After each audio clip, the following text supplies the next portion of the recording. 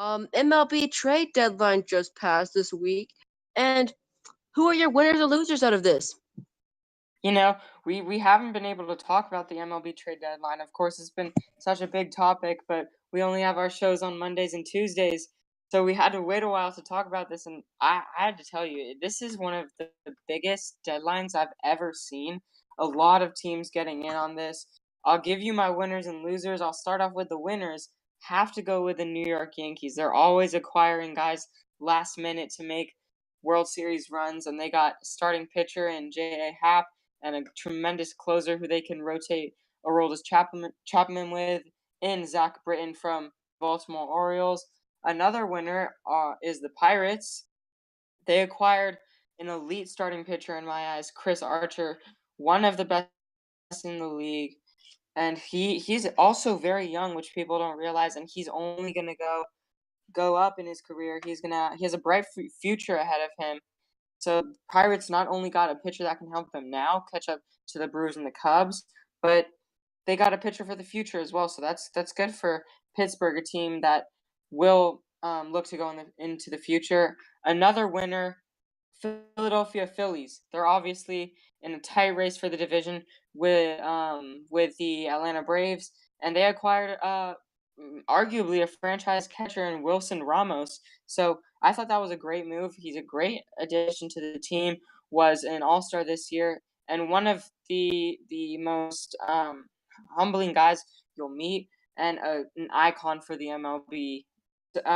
And last winner, I have to go with the Astros. They acquired a tremendous closer from the Toronto Blue Jays, Marcus Osuna, and they needed a closer. They obviously have great starting pitchers in Dallas Keuchel and Justin Verlander. So I thought it was a great addition to finally get your closer and see if they can get their second World Series title, make it back to back.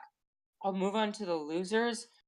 Chris Archer is a loser in my eyes not because of his playing style, but because of the team that he went to. He could have gone to a team that had a chance for a playoff, a chance for the World Series, such as the Braves, the Phillies, the Yankees. And instead he went to a team like the Pittsburgh Pirates, who probably won't make the playoffs this year. So I think it's disappointing for Chris Archer, especially because there was all this hype about him going to a team that may need him later on in October, but instead he went to the Pittsburgh Pirates. So that's why he's a loser in my eyes.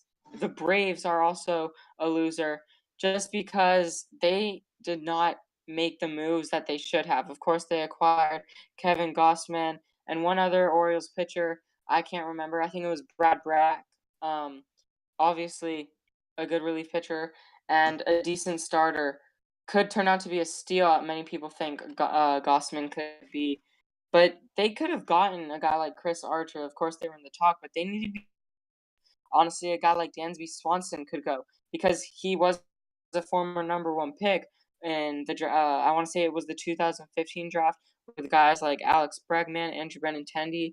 But Dansby Swanson has turned out to be a bust so far, so he could be a valuable asset in terms of trade bait. And my last loser, it's an iffy one. They could be a winner for holding on to these guys or a loser for not letting them go. The Mets with Jacob deGrom and Noah Syndergaard.